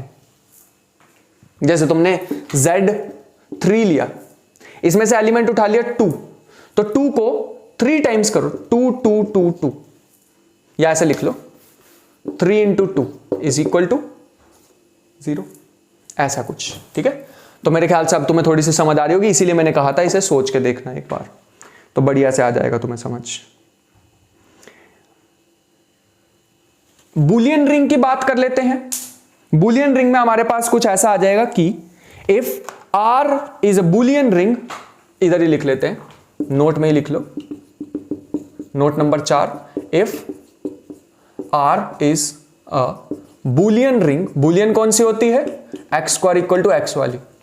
ठीक है, Boolean ring for then R is a commutative ring, very important है ये। Then R is a commutative ring with characteristic, इसकी characteristic हमारे पास होने वाली है 2। इस चीज का थोड़ा सा ध्यान रखना। मेरे ख्याल से मैं तुम्हें करा चुका हूं मेनली सारे के सारे इसके इंपॉर्टेंट पॉइंट्स मैंने लिखवा दिए हैं, कुछ भी मेरी साइड से नहीं रह रहा है। तो अब हम अपने बड़े ही ज्यादा मेजर टॉपिक पे आ सकते हैं जिसका नाम है आइडियल। ठीक है, आइडियल लिख लिया यहां तक? पक्की बात है? तुम लिखो, मैं देखूं कैमरा चल रहा है, नहीं चल रहा। हाँ, चलो आगे चलते हैं। थोड़ा सा ज्यादा ही थ्योरेटिकल नहीं हो रहा है ना?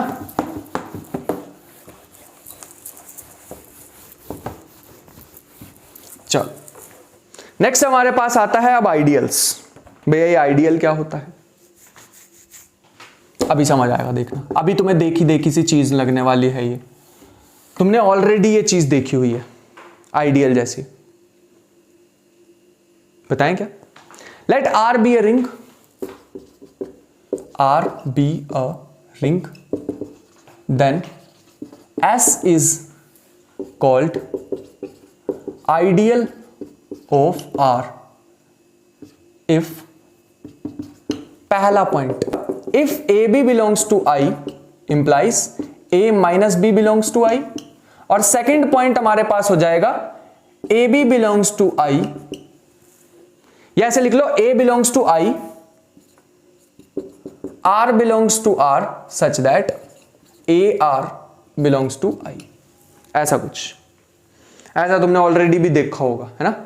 इस वाले मैंने क्योंकि इसमें राइट साइड पे आर को मल्टीप्लाई किया इसलिए बोलते हैं इसको राइट आइडियल, लेफ्ट साइड में मल्टीप्लाई करता तो इसे बोलते हैं लेफ्ट आइडियल। तो इस चीजों का थोड़ा सा तुम्हें ध्यान रखना पड़ेगा, लेफ्ट आइडियल राइट आइडियल क्या होते हैं। और भैया आइडियल्स क्या होते हैं जो आपने डेफिनेशन लिखी है, आई को हम आइडियल तब बोलेंगे, I is ideal if it is both left and right ideal. जल्दी से बता दो, ऐसा हमने ग्रुप थ्योरी में क्या पढ़ा था, बिल्कुल सेम चीज एक पढ़ी थी हमने ग्रुप थ्योरी में भी, वो क्या चीज थी जल्दी से बताओ, जल्दी से बताओ, कमेंट में लिख देना उसे। नेक्स्ट हमारे पास अगर हम चलें तो इसके कुछ एग्जांपल्स लिख लेते हैं ना, फिर आगे बढ़ते हैं। तो एग्जांपल्स लिख लो। आइडियल हमारे पास एक इंपॉर्टेंट कॉन्सेप्ट है, तो हमारे पास आता है सबसे पहला तो हमारे पास यही आ जाएगा ना, इंटीजर्स वाला 2z is an ideal of z। ऐसा नहीं है कि सिर्फ 2z, नहीं, in general all ideals of z is of the form nz। ठीक है, मैं मार्कर बदलता हूं, तब तक यहां तक लिख लो एक बार। Next second example, second example हमारे पास आता है set of all continuous functions, set of all continuous functions from 0 1 2 r। ये लिख लो, अच्छे से लिख लो। सबसे बढ़िया एग्जांपल तो मेरे दिमाग में जो अभी आ रहा है वो ये होगा कि f belongs to R such that f of c is equal to 0 ideal. ठीक है, मैट्रिसेस भी हमारे पास आ जाएगा। तीसरा example R is equal to m2z अगर हम लें, इंटीजर पे लेके चल रहे हैं हम फील्ड, तो set of all 2 cross 2 matrices. So इसमें अगर हम दो एग्जांपल लेके चलें, define a is equal to कुछ ऐसे है कि a b 0 0, और a और b कहां से है, इंटीजर से। और दूसरा एग्जांपल लेके चलते हैं b which is a b 0 0। तो इसमें अगर तुम ध्यान से देखो तो ये हमारे पास राइट आइडियल होने वाला है, लेफ्ट साइड से बात नहीं बनेगी, राइट आइडियल, और ये क्या होगा हमारे पास लेफ्ट आइडियल। ठीक है, ये भी एक एग्जांपल लिख लो। R में से अगर तुम दो यहां पे लेते हो तो राइट आइडियल ये बनाने वाला है, ये लेफ्ट आइडियल बनाने वाला है। तो जरूरी नहीं है कि सारे के सारे लेफ्ट और राइट सेम ही हो, ठीक है, अलग भी हो सकते हैं। ये तो मैंने तुम्हें कुछ एग्जांपल्स लिखवाए हैं आइडियल्स के। इसके बाद अगर हम बात करें अपना रिजल्ट्स की कुछ, तो वो रिजल्ट्स हमारे पास क्या होने वाले, पहले से नोट कर लो। सो इसके कुछ रिजल्ट्स देखते हैं। रिजल्ट्स हमारे पास क्या होने वाले हैं, देखो। सबसे पहला कि इफ कुछ ऐसे है कि आइडियल जो है वो सबरिंग होता है। If I is an ideal of R, then I is subring of R, but not converse, but not converse। भैया counter example, Z is a subring of R,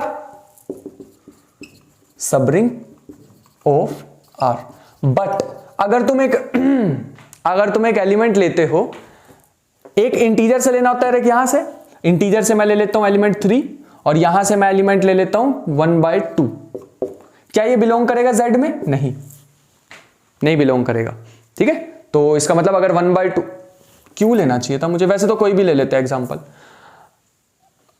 Q से मैंने ले लिया 1/2 और Z से मैंने ले लिया 3, बट ये Z में नहीं आ रहा वापिस, इसका मतलब this is not an ideal, but subring है लेकिन आइडियल नहीं है। नेक्स्ट हमारे पास एक दूसरी यहां पर रिजल्ट हमारे पास ये देख, और ये बहुत ज्यादा इंपॉर्टेंट है यार, ठीक है, ध्यान से लिख लो इसे। नेक्स्ट हमारे पास आता है if R is a ring with unity and I is ideal, if R is a ring with unity and I is an ideal। ये आइडियल जो है ना, ये भूखा इंसान है बहुत ज्यादा। अगर इसको यूनिटी मिल गई, अगर आइडियल में भी यूनिटी आ गई, and if one belongs to unity, one belongs to ideal, अगर इसमें वन आ गया तो भैया तबाही हो जाएगी। फिर ये आई जो है ना, ये भी राज करने लग जाएगा। एक बंदा इसको चाहिए बस यूनिटी, उसके बाद एक टोटली किसके इक्वल हो जाएगी, आर के। This is also very important property.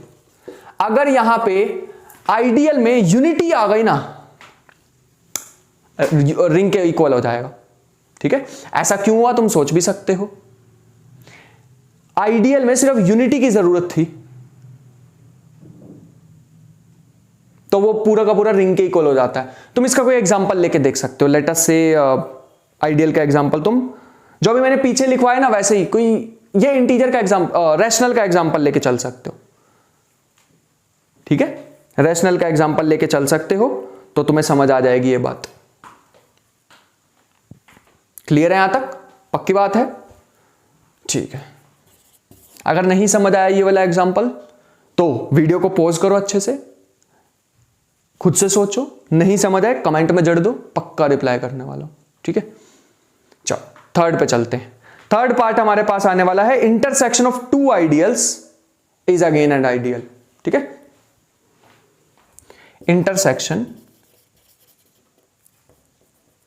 intersection of two right or left ideal is again an ideal, is again an right और लेफ्ट आइडियल। राइट है तो राइट रहेगी और अगर लेफ्ट है तो लेफ्ट रहेगी। तो ये हमारे पास कुछ रिजल्ट्स थे जिसको हमें ध्यान रखना था, तो ध्यान रखना। ठीक है, अच्छा एक और चीज तुम्हें बताना चाहूंगा, यूनियन कब हो सकता है। यूनियन वही ग्रुप वाला ही काम चलेगा। यहां पे भी फोर्थ प्रॉपर्टी लिख लो, वैसे मैं लिख के नहीं लाया था कि union of two ideals A and B is again ideal if and only if either A is contained in B और B is contained in A। इन दोनों में से एक प्रॉपर्टी सेटिस्फाई होगी तो ये हमारे पास आने वाला है, वरना ये नहीं होगा। ठीक है, एक और मैं तुम्हें प्रॉपर्टी लिखवाना चाहूंगा विच is if R be a ring such that, fifth property लिख लो, if R be a ring such that। ये जो प्रॉपर्टी है ना, ये ध्यान से समझना, क्योंकि ये अब हमारे पास वो इंटीग्रल डोमेन के से रिलेट करने वाली है हमें। ठीक है, such that every subring of R is an ideal. कोई भी अगर तुम इसमें से सबरिंग लोगे तो आइडियल बन जाएगी। Let R be a ring such that every subring of, मैंने बताया था सबरिंग जो है वो आइडियल होती है। Every subring of R is ideal, every subring of R is an ideal, and if ideal का मतलब लेफ्ट और राइट सेम ही होने वाला है। ठीक है, and if xy belongs to 0 implies x equal to 0 और y equal to 0, then R is a commutative ring। इसका बड़ा ही ज्यादा हमारे पास इजी सा एक प्रूफ था, बट मैं अभी प्रूफ में जाना नहीं चाहूंगा, बट इसको याद रख लेना, इंपॉर्टेंट रिजल्ट है हमारे लिए। ठीक है, चलो आगे बढ़ते हैं। मान लो हमारे पास एक लेफ्ट आइडियल है और एक राइट आइडियल है। एक लेफ्ट आइडियल है और एक राइट आइडियल है। ये बड़ी इंपॉर्टेंट इंटरेस्टिंग सी प्रॉपर्टी है। Let A is left ideal and B is right ideal. तो बताओ ए बी क्या होगा? May not be ideal. जरूरी नहीं है कि आइडियल ही हो, आइडियल नहीं भी हो सकता। इसका बेस्ट एग्जांपल होगा मैट्रिसेस वाला।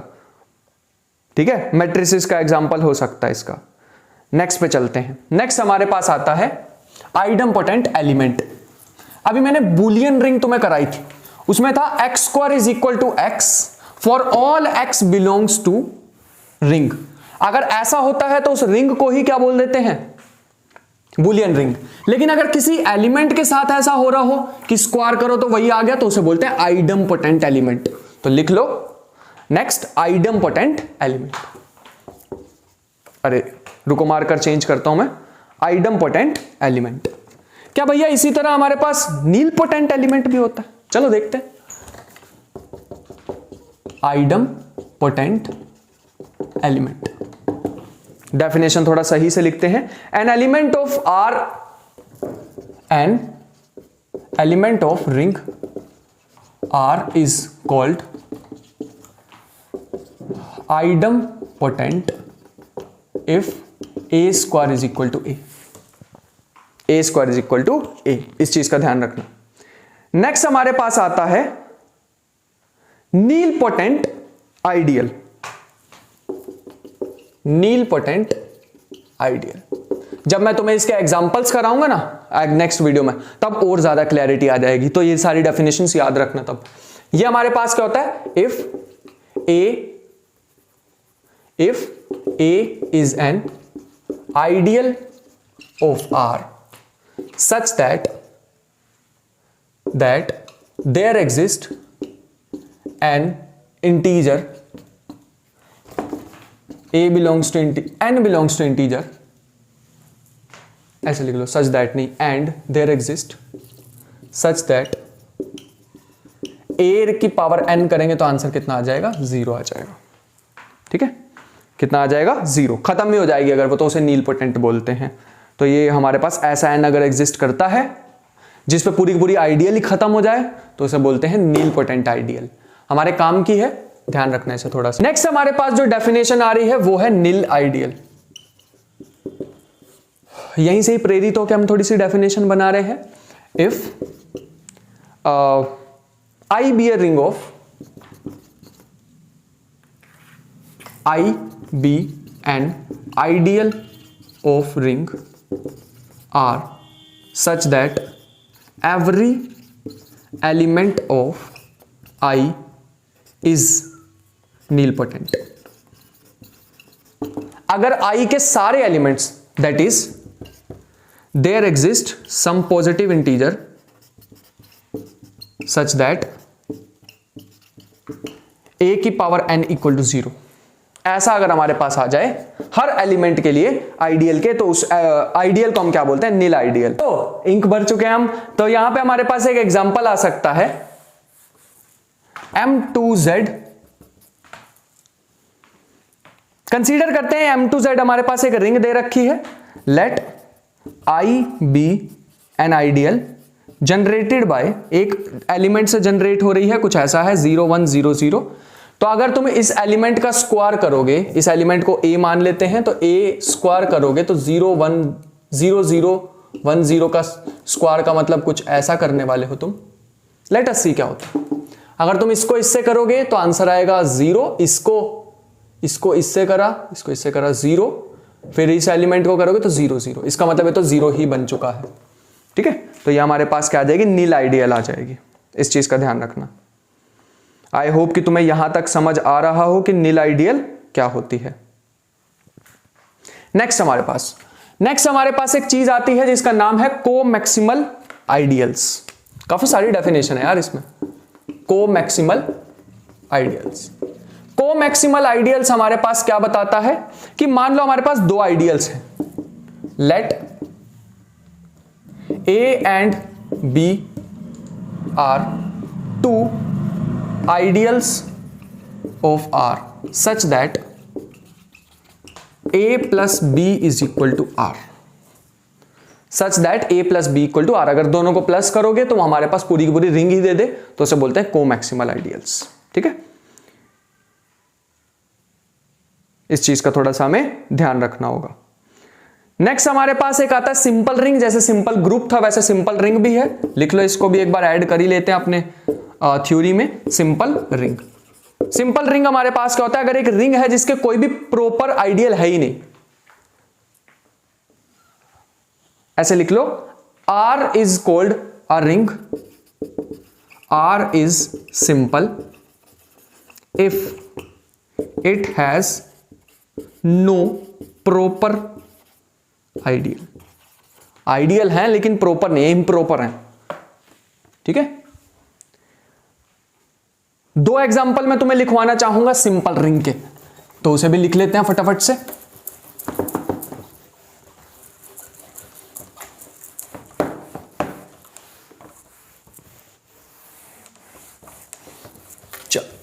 दो एग्जांपल लिख लो। सबसे पहला एग्जांपल है सारी की सारी डिवीजन रिंग।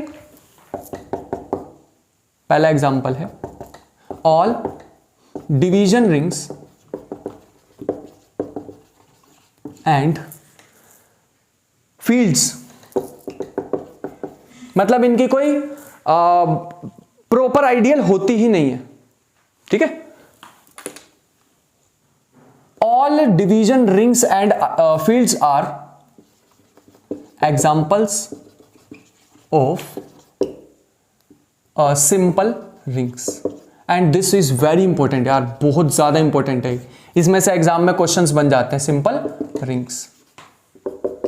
दूसरा एग्जांपल पे चलते हैं। M2 अगर हम रैशनल्स पे देखें, M2Q अगर हम मतलब मैट्रिसेस का सेट देखें रैशनल्स पे, is simple ring, simple ring under matrix multiplication, obviously under matrix multiplication. चलो बढ़िया, इस चीज का थोड़ा सा हमें ध्यान रखना होगा। सो ये हमारे पास था एक बहुत बढ़िया चीज। नेक्स्ट हमारे पास छोटी छोटी सी और भी डेफिनेशंस आ रही हैं जिसको हम कर लेते हैं फटाफट से और निपटाते हैं ना यार, छोटे सा ही तो काम था, है ना, बढ़िया से एकदम हो जाएगा। और मैथमेटिक्स पढ़ते पढ़ते तुम थोड़ा सा जानने की तो कोशिश करा करो ना यार कि एब्स्ट्रैक्ट अलजेब्रा जो हमारा चल रहा है कि क्या मतलब है इसका। अभी तो नहीं मैं बता पा रहा हूं, मैं तो वन शॉट लेक्चर्स लेके आ रहा हूं जिसमें तुम एक ही बार में सारा पढ़ लो, एप्लीकेशन नहीं बता पा रहा हूं, लेकिन खुद से जानने की कोशिश करा करो यार, तभी तो बात बनती है। फिर तुम कहते हो सर मैथमेटिक्स की एप्लीकेशन कुछ नहीं है। सॉरी भैया, क्वोशिएंट रिंग, क्वोशिएंट रिंग तो हमने पहले ही सुना हुआ था भैया, क्वोशिएंट ग्रुप पढ़ा है क्या, वैसा ही कुछ है, तो हाँ वही है। तो लिखो let R be a ring and N be an ideal of R, exact definition लिखवा रहा हूं। देन R by N, ऐसा कुछ नोटेशन होती है, then R by N multiplication की बात होगी under addition and multiplication, under addition and multiplication. तो इनकी एडिशन मल्टीप्लीकेशन तुम्हें दिखानी भी पड़ेगी कि कैसे होती है, ठीक है। जैसे अगर मैं दो एलिमेंट लूं A प्लस एन और S प्लस एन, तो वो वापिस कहां आने चाहिए, वो हमारे पास आना चाहिए R बाय एन में, ऐसा कुछ, ठीक है। दो एलिमेंट की अगर एडिशन लूं तो वो यहां पे आनी चाहिए, जिसको मैं ऐसे भी लिख सकता हूं A प्लस S प्लस में N belongs to R by, ठीक है। चीज का ध्यान रखना पड़ेगा। ये जो हमारे पास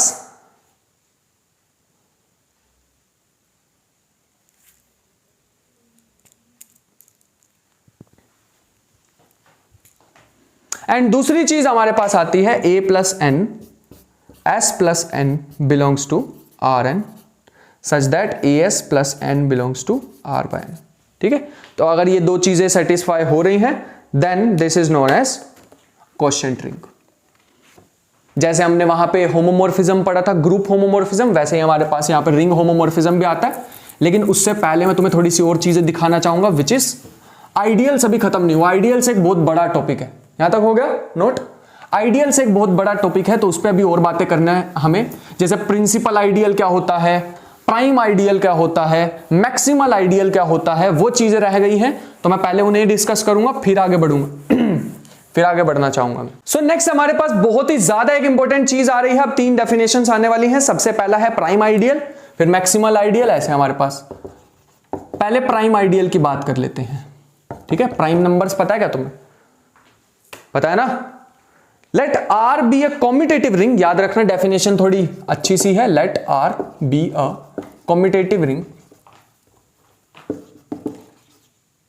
B a commutative ring, an ideal P of R, an ideal P of R, मान लो एक आइडियल हमारे पास है, is called prime ideal if, is called prime, देखना प्राइम जैसी ही प्रॉपर्टीज तुम्हें रिफ्लेक्ट करके देने वाला है, is called prime ideal if A B belongs to R implies a B belongs to P such that either a belongs to P और b belongs to P. देखा नखरे कितने हैं इसके प्राइम आइडियल के। अगर तुम इसमें मल्टीप्लीकेशन डाल रहे हो तो या तो ए बिलोंग करेगा पी को या बी बिलोंग करेगा पी को, दोनों बिलोंग नहीं करने वाले हैं। नखरे देख रहे हो तुम लड़के के, देख रहे हो कैसे इतरा रहा है। चलो कोई बात नहीं, माफ कर देते हैं आज के लिए। सो नेक्स्ट हमारे पास आता है मैक्सिमल आइडियल। मैक्सिमल आइडियल जो हमारे पास है, बड़ी आसान सी डेफिनेशन है यार इसकी, कि मान लो हमारे पास एक आइडियल है a not equal to R, a not equal to R, b is called maximal ideal. कब बोलेंगे इसे maximum ideal? If there exist b an ideal b, अगर मान लो एक बी आइडियल एग्जिस्ट कर रही है सच दैट मैक्सिमल का मतलब क्या होता है? सबसे बड़ी आइडियल। तो अगर मान लो बी जो है वो ऐसे लाई कर रहा है, ऐसे है, ऐसा कुछ हो रहा है, देन कोई भी ऐसे एग्जिस्ट करे, देन ईदर मैक्सिमल तो तभी होगा या तो b इक्वल टू ए हो जाए और b इक्वल टू आर हो जाए। अलाउ ही नहीं करेगा, ये मुझसे बड़ा कोई नहीं है। अकड़, ईगो, समझ पा रहे हो? तो वो हमारे पास ईगो वाला बंदा कौन होता है? मैक्सिमल, ईगो वाला, हमसे बड़ा कोई ना, तो वैसा वाला। एक हमारे पास आता है principal ideal.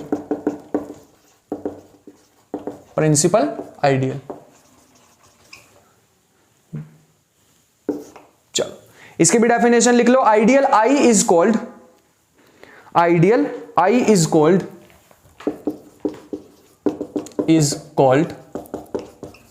P I if it is generated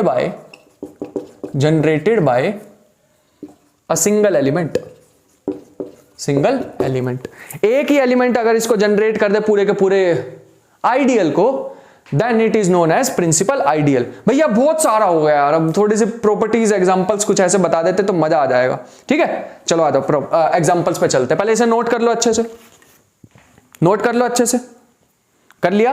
पक्का? चल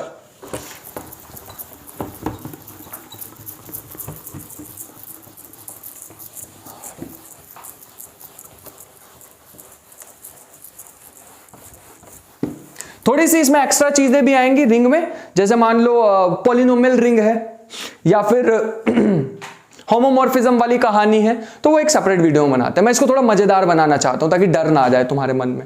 होमोमॉर्फिज्म और रिंग और होमोमॉर्फिज्म और जो पॉलिनोमियल रिंग है वो अलग में डालेंगे। ठीक है, इसमें नहीं मैं घुसाने वाला हूं सारी चीजें, तो हमारा थोड़ा सा ही काम रहेगा, अब तो ज्यादा नहीं रहेगा। एग्जाम्पल लिखो। सबसे पहला हमारे पास एग्जाम्पल है, पहले एक चीज रह गई है लास्ट, वो भी लिख ही लो। Irreducible element. काफी सारी डेफिनेशन है इसमें, तुम देख पा रहे होंगे ना। इररिड्यूसिबल एलिमेंट, मान लो हमारे पास एक एलिमेंट है P, कॉम्यूटेटिव रिंग का, कॉम्यूटेटिव रिंग विद यूनिटी का। Let P be an element of CRU, commutative ring with unity. इसको हम कब कहेंगे? इज कॉल्ड irreducible if पहले part P is not a unit, मतलब है इसका इनवर्स एग्जिस्ट नहीं करता।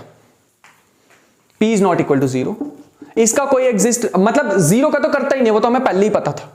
लेकिन और भी ऐसा एलिमेंट मिल गया जिसका इनवर्स एग्जिस्ट ना करे, पहली बात। और दूसरी बात हमारे पास ये आती है कि कभी भी हमारे पास P equal to A b आ जाए whenever, दो प्रॉपर्टी है, ध्यान से याद रखना, इरिड्यूसिबल एलिमेंट होता है जो कि खुद यूनिट ना हो, जीरो तो होता ही नहीं यूनिट, उसके अलावा होना चाहिए। whenever P is equal to AB, then either A और B is a unit, इन दोनों में से एक यूनिट होना चाहिए, ठीक है, मस्ट बी यूनिट, होना ही चाहिए, मस्ट बी अ यूनिट, इस चीज का थोड़ा सा ध्यान रखना, ठीक है, इन दोनों में से एक का तो एक तो यूनिट होना ही चाहिए, ध्यान रखना, बात समझ आ गई। अब हम आ सकते हैं अपने रिजल्ट्स पे, अब हम एकदम बढ़िया रिजल्ट्स की तरफ चलते हैं। अब तुम्हारे को लिखवाता हूं मैं इंपॉर्टेंट चीजें, और ज्यादा कुछ रह नहीं गया अपने पे, आज का कंप्लीट हो जाएगा। फिर सबसे पहला हमारे पास है इंटीग्रल डोमेन, अगर हम कभी लें, लेट, पहला एग्जांपल, लेट, या ऐसे लिख लो, in an integral domain, in an ID with unity. पहले बताओ मेरे को जल्दी से, इंटीग्रल डोमेन क्या होती थी? What is integral domain? भैया इंटीग्रल डोमेन एक ऐसी चीज होती थी जिसमें डिवाइजर्स, जीरो डिवाइजर एग्जिस्ट नहीं करते, जीरो डिवाइजर्स नहीं होते। अगर मान लो हमारे पास एक इंटीग्रल डोमेन है, then every prime element, then every prime element is irreducible, is irreducible, ना तो उसका इनवर्स एग्जिस्ट करेगा और ना तो उसका इनवर्स एग्जिस्ट करेगा, और उसको लिख भी इस फॉर्म में रख सकते हैं, P equal to A b. और प्राइम एलिमेंट तुम्हें पता है क्या होता है ना, ठीक है, अभी बताया था मैंने 2 मिनट पहले। दूसरा रिजल्ट, प्राइम आइडियल नहीं मैं बोल रहा कि एक आइडियल है जिसमें से 2 एलिमेंट लिए, अरे ये तो आइडियल थी ना यार, I is ideal of R। फिर मैंने तुम्हें बताया था, if A B belongs to R and a B belongs to I, either A belongs to I और B बिलोंग्स टू I। यही सोचा ना तुमने? सच बताना ईमानदारी से, यही सोचा था ना अभी मैंने प्राइम एलिमेंट बोला तो? गंदी बात, जल्दी से नेक्स्ट पे चलते हैं। An ideal of a commutative ring is prime, an ideal, किसी भी आइडियल को प्राइम कब बोलेंगे? An ideal I of commutative ring R is commutative ring with unity, तो इसको CRU ही लिख लेते हैं, ऑफ CRU इज प्राइम। इसको हम प्राइम कब बोलेंगे? If and only if, if and only if are I is ID, integral domain. ये जो हमारे पास बनेगा क्वोशिएंट रिंग, ये हमारे पास क्या होनी चाहिए? इंटीग्रल डोमेन होनी चाहिए। इसमें कोई भी ऐसा एलिमेंट नहीं होना चाहिए जिसको मल्टीप्लाई करा 0 आया, लेकिन दोनों में से एक 0 था ही नहीं, ठीक है। नेक्स्ट हमारे पास आता है, एक हमारे पास मैक्सिमल आइडियल कब होगा? तो ये सेम सी प्रॉपर्टी है, an ideal M of CRU is maximal. Maximal कब होगा? If and only if RM, ये जो हमारे पास क्वोशिएंट बन रहा है, इज फील्ड। और मैक्सिमल था क्या? मैक्सिमल मतलब इससे बड़ा एग्जिस्ट ही नहीं कर पाए, ठीक है, इससे बड़ा एग्जिस्ट ही ना कर पाए कुछ भी।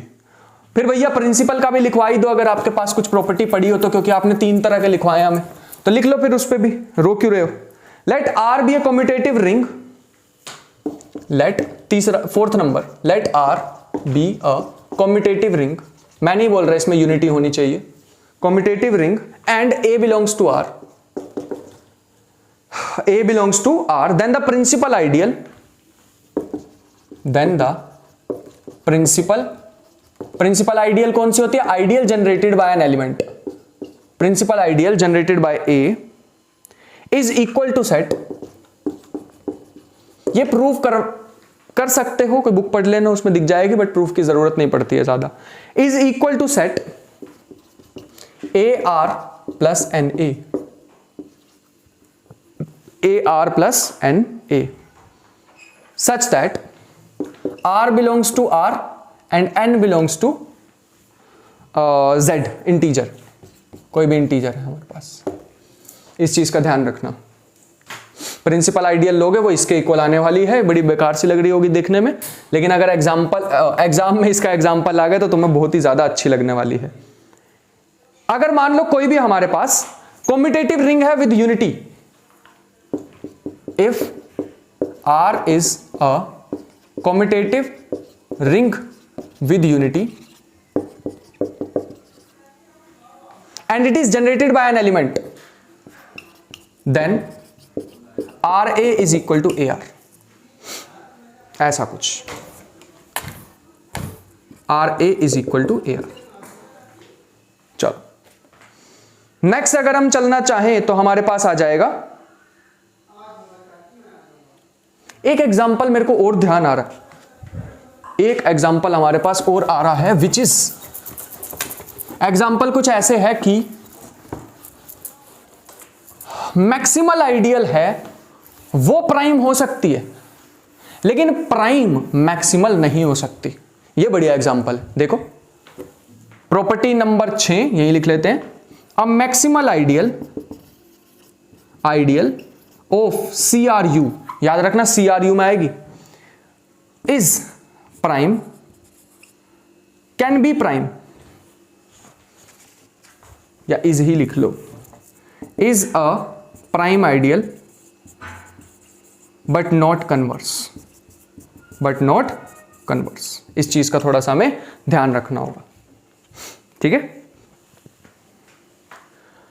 इसका एग्जाम्पल अगर मैं तुम्हें देना चाहूं तो मेरे पास आ जाएगा, ठीक है, मेरे पास एक एग्जांपल है, लिखो R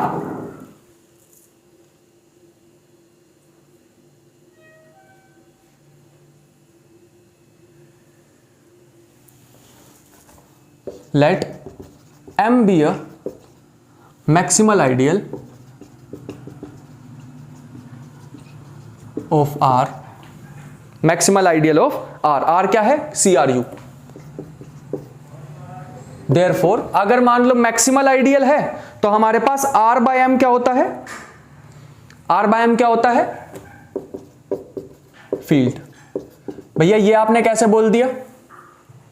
अरे अभी लिखवाई थी एक प्रॉपर्टी इधर, याद है? अभी पन्ना पलट के देखो। और फील्ड हमें पता है क्या होती है? Integral domain. Implies R by M is a integral domain. ये तो हमें पता था भैया। अभी ये भी आपने प्रॉपर्टी लिखवाई थी कि जितनी भी फील्ड होती है वो इंटीग्रल डोमेन होती है, बट नोट द कन्वर्स। अगर ये हमारे पास इंटीग्रल डोमेन हो गई, तुम्हें नहीं लगता this implies M is prime ideal? Prime ideal ये कैसे पता लगा? ये जस्ट उससे ऊपर प्रॉपर्टी लिखवाई थी, अभी यहां लिखवाई थी, रब कर दिया मैंने, ठीक है। चलो, तो ये कुछ प्रॉपर्टी थी हमारे पास जिसको हमें याद रखना था। सो फाइनली हम लास्ट पार्ट पे पहुंच चुके हैं। यहां पर 2-3 डेफिनेशंस रह गई हैं, फिर इसको रैप अप करते हैं। आज का हमारा रिंग थ्योरी का सारा कंप्लीट हो जाएगा। 2-3 टॉपिक रह गए हैं, वो मैं एग्जांपल्स के साथ कराऊंगा। एक तो रिंग होमोमॉर्फिज्म और एक पॉलिनोमियल रिंग, ठीक है, बस उसका ही रह गया, वो उसको अलग से करेंगे। नेक्स्ट बढ़ते हैं हम, 2-3 डेफिनेशन रह गई है हमारी, उसको कंप्लीट करके फिर हमारा रैप अप हो जाएगा आज का। और जो 1-2 टॉपिक्स मैंने बताए हैं, रिंग होमोमॉर्फिज्म और पॉलिनोमियल रिंग, वो हम नेक्स्ट वीडियो में करेंगे। फिर प्रिंसिपल आइडियल डोमेन, बड़ा फेमस इसका नाम है, इसको PID के नाम से भी जाना जाता है, ठीक है। तो इसके बारे में थोड़ा सा बताता हूं मैं तुम्हें। मान लो एक CRU हमारे पास है, इसको हम कब बोलेंगे? Principal ideal domain. इसको हम तब बोलेंगे let R be a CRU, commutative ring with unity, then कुछ नाम दे देते हैं, लेट अस से R ही ठीक है। Let R be a CRU, then it is called PID, principal ideal domain। इसे कब बोलेंगे? If every element या every ideal is principal ideal, if each of its ideal is principal ideal। और principal ideal क्या थी? जो कि एक एलिमेंट से जनरेट हो जाए, ठीक है। तो ये हमारे पास है, यहां तक बात समझ आ गई, ठीक है। और अगर मान लो ये डोमेन भी हुई, ये तो फिलहाल के लिए हमारे पास प्रिंसिपल आइडियल रिंग लिख लो इसे, सॉरी मैंने थोड़ी सी मिस्टेक करी है। If R is a CRU then it is called PIR, principal ideal ring. if each of its ideal is principal ideal, and if R is ID integral domain, then and each of its ideal is prime ideal, principal ideal, then it is called PID। तो तुम्हारे पास definition से ही काफी सारे questions निकल के आ सकते हैं, मैं अभी कराऊंगा भी। जैसे सबसे बढ़िया एग्जांपल तो मेरे पास आ रहा है इंटीजर्स का। इंटीजर जो है हमारे पास एक आइडियल इंटीग्रल डोमेन भी है, तो ये हमारे पास प्रिंसिपल आइडियल डोमेन भी हो जाएंगे। ठीक है, और देखते हैं एग्जांपल हमारे पास क्या है। वैसे मैंने अभी कराया नहीं है, बट एक बार को लिख लो। Let f is any field, या ऐसे लिख लो, for any field f the ring of polynomials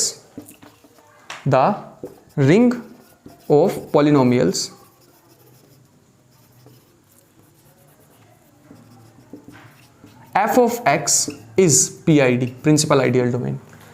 इस चीज का थोड़ा सा ध्यान रखना। उसके बाद हमारे पास थोड़े से रिजल्ट्स हैं इसके। ठीक है, तभी तो मजा आएगा जब हम इसके रिजल्ट्स करेंगे। बस डेफिनेशन में मेनली ये ध्यान रखना, इसमें मैंने कहा क्या है, अगर एक रिंग है जो इंटीग्रल डोमेन हो, इंटीग्रल डोमेन ऐसी चीजें होती हैं जिसमें जीरो डिवाइजर्स एक्सिस्ट ना करें। जीरो डिवाइजर्स क्या होते हैं? ऐसे एलिमेंट्स जो कि जीरो नहीं है लेकिन उनकी प्रोडक्ट जीरो आ जाएगी। ठीक है, बढ़िया। रिजल्ट्स में सबसे पहला रिजल्ट हमारे पास जो आता है वो है, अगर हमारे पास कोई PID है लेकिन वो फील्ड नहीं है, if R is principal ideal domain but not field, then any proper ideal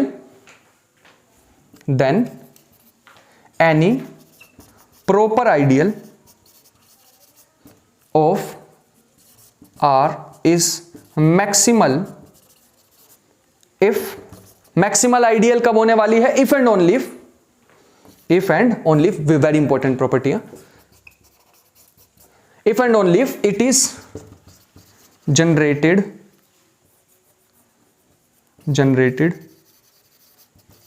by an irreducible element। Irreducible की डेफिनेशन मैंने तुम्हें अभी भी बताई थी कि अगर एक P एलिमेंट इररिड्यूसिबल कब होगा? जब ना तो वो यूनिट हो, और अगर वो किसी की प्रोडक्ट में लिखा जा रहा है तो वो प्रोडक्ट में एक एलिमेंट यूनिट होना चाहिए। ठीक है, यूनिट मतलब जिसका इनवर्स एग्जिस्ट करे। मेरे ख्याल से तुम्हें यहां तक बात समझ आ गई होगी। ठीक है, फील्ड नहीं है, याद रखना, PID है लेकिन फील्ड नहीं है। अब फील्ड क्या होता है और PID में क्या फर्क होता है? फील्ड में सारे के सारे इनवर्सेस एग्जिस्ट करते हैं, नॉन जीरो एलिमेंट्स के इनवर्स एग्जिस्ट करते हैं। लेकिन अगर तुम इंटीग्रल डोमेन की बात करो तो इंटीग्रल डोमेन में हमारे पास जरूरी नहीं है कि इनवर्स एग्जिस्ट करें। अगर दो एलिमेंट, बस उसमें जीरो डिवाइजर्स नहीं होने चाहिए। ठीक है, इस चीज का थोड़ा सा ध्यान रखना। मैं तुम्हें एक वर्क दे रहा हूं, बताओ इंटीग्रल डोमेन और फील्ड में कैसा साइन आएगा, ऐसा या ऐसा, या कुछ भी नहीं सोचना। इन दोनों में क्या रिलेशन है? Very important question, very important question. ठीक है, दूसरी चीज लिखो जो कि हमारे पास है, let R be a CRU। दूसरी प्रॉपर्टी है let R be a CRU, commutative ring with unity, और मान लेते हैं PID भी है, and R be a PID, principal ideal domain, जिसकी सारी की सारी आइडियल्स प्रिंसिपल हैं। प्रिंसिपल मतलब एक एलिमेंट से जनरेट कर सकती हैं। तब कोई भी एलिमेंट, कोई भी आइडियल एलिमेंट नहीं, देन एनी आइडियल या an ideal is maximal. Maximal मतलब सबसे बड़ी आइडियल, उससे बड़ी हो ही नहीं सकती है। ये कब होगी हमारे पास maximal? If and only if it is prime. It is prime. मैंने अभी तुम्हें एक प्रूफ भी कराया था 2 मिनट पहले। वो प्रूफ क्या था हमारे पास? मैक्सिमल जो होती हैं वो प्राइम होती हैं। मैक्सिमल किसकी? कम्यूटेटिव रिंग विद यूनिटी की। मैक्सिमल प्राइम होती है, लेकिन उल्टा ट्रू नहीं होता। यहां पे उल्टा ट्रू है अगर वो PID हो तो। अगेन वेरी इंपॉर्टेंट, अंडरलाइन कर लेना, PID हो तो ये ट्रू है बात, अगर सिर्फ CRU लिखता तो ये हमारे पास if and only if sign नहीं आ पाता, फिर वन वे रिजल्ट होता है। ठीक है, बढ़िया, बहुत अच्छे। आगे चलते हैं। नेक्स्ट हमारे पास आ रहा है एक PID में, तीसरा रिजल्ट लिख लो, in PID principal ideal domain an element is irreducible if and only if it is prime. It is prime. Prime numbers ही सिर्फ क्या हो सकते हैं, इररिड्यूसिबल हो सकते हैं PID में। PID की बात कर रहा हूं मैं।